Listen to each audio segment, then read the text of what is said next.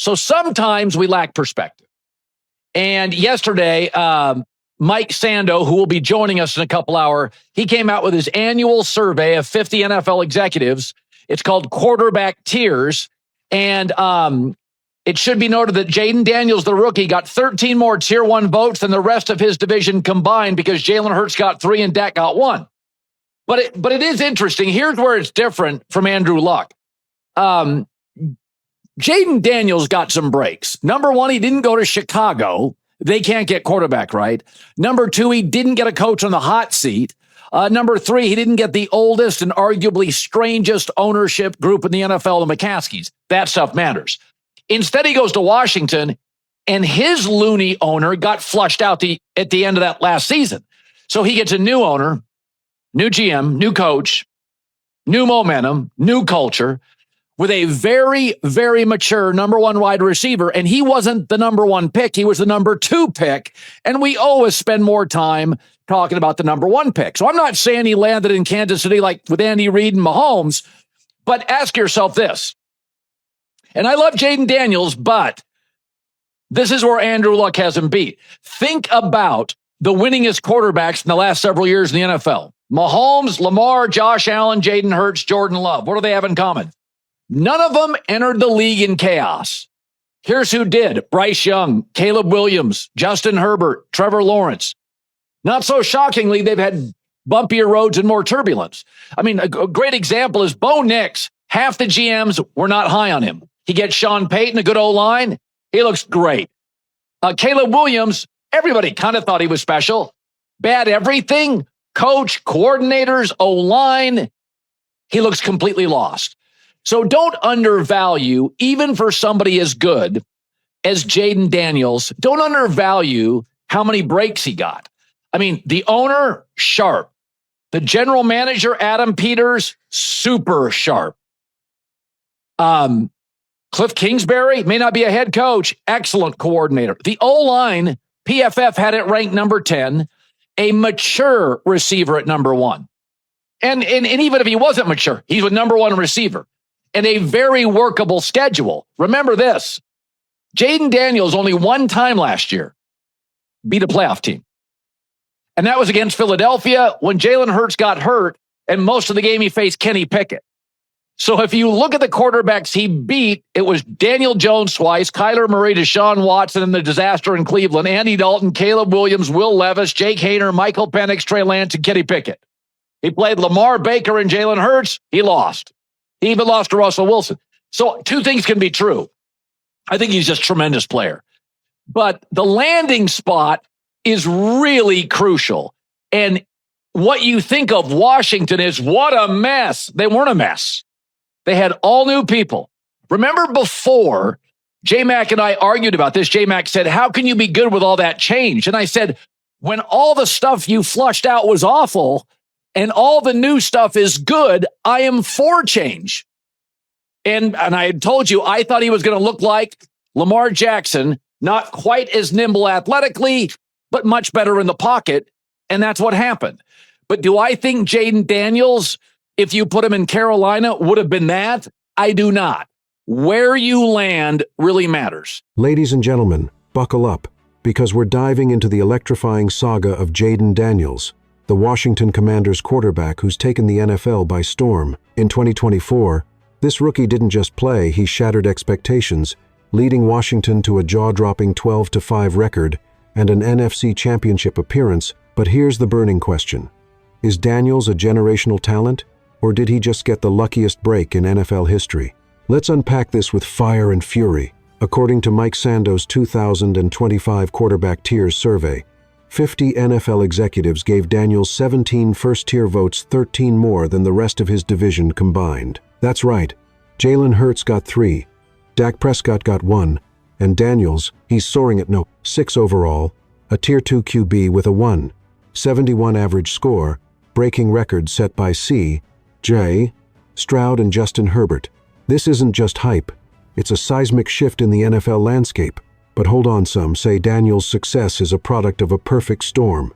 A new owner, a sharp GM in Adam Peters, and an offensive genius in Cliff Kingsbury. Is this brilliance? Or did Daniels just dodge the chaos that's crushed other young QBs? But before we crown Daniels the next NFL king, let's dig deeper. Was his rookie season a fluke? Or is he built for greatness? Stay with us as we expose the truth behind his meteoric rise. Picture this. A young quarterback steps into the NFL, but instead of landing in a dumpster fire like Chicago or Carolina, he's gifted a fresh start in Washington.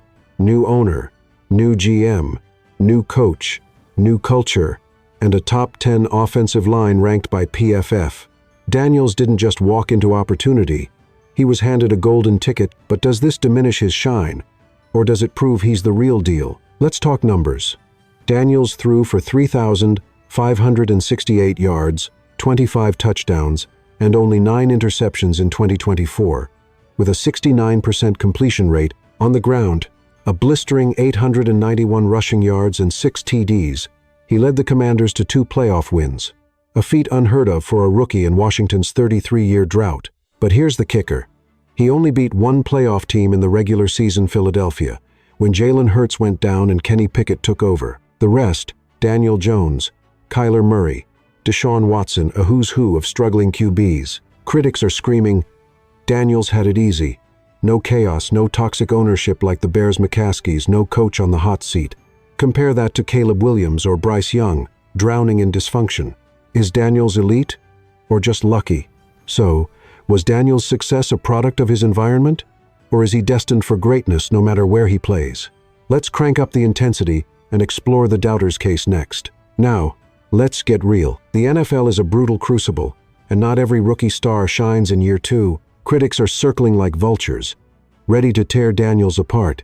They point to his soft schedule in 2024, beating up on bottom feeders like Daniel Jones and Andy Dalton. Against elite defenses like Baltimore or Pittsburgh, he faltered. Even in the NFC Championship, the Eagles' top-ranked defense made him look mortal, not mythical. ESPN's Dan Graziano warns, defenses now have a full offseason to dissect Daniels' game. Will they figure him out like they did C.J. Stroud in 2024? Stroud's rookie brilliance faded under pressure. Daniels could be next. And let's not forget, Washington's roster, while improved, isn't Philly's or Kansas City's. Without Terry McLaurin, who's holding out, or a dominant run game, Daniels led the team in rushing last year with 570 scramble yards. That's not sustainable. Yet, here's the flip side. Daniels' clutch factor is undeniable. An NFL coordinator told ESPN, the kid can read coverages, throw with accuracy, and has a clutch factor. If he has the ball with a chance to win, he'll find a way. So, is the doubters' case just noise, or a warning of a sophomore slump? The doubters are loud, but Daniels' believers are louder. Can he silence the critics and cement his legacy? Let's dive into the intangibles that make him a phenomenon. Forget the stats for a second. This is about heart, grit, and that unshakable aura. Jayden Daniels isn't just a quarterback. He's a leader who commands respect. Austin Eckler told NFL Rums that Daniels kicked a teammate out of the huddle during practice for a false start, saying, "Get out, we can't be doing that." That's not just leadership, that's a fire that burns through adversity. Hall of Fame QB. Steve Young called Daniels the ultimate prototype. Why? Because when the pocket collapses, Daniels doesn't flinch. He escapes, with receiver-like twitch, turning broken plays into game changers. His 95.3 QBR on 3rd and 4th downs in 2024 was the best in the NFL. And with Deebo Samuel joining McLaurin, Washington's offense is a powder keg ready to explode. But here's the rub. Can Daniels carry this intensity into 2025? With defenses gunning for him, will his stringy build hold up, or will he crumble under the hits? The NFL is a war zone, and Daniels is in the crosshairs. Daniels' fire is undeniable, but can he sustain it against a league ready to pounce? Let's wrap this up with a bold prediction for 2025. Here's the bottom line. Jayden Daniels is no fluke, but he's not invincible. His 2024 season was a masterclass: 3,568 passing yards, 891 rushing yards, and a Pro Bowl nod as a rookie, but the NFL is a beast that devours the unprepared.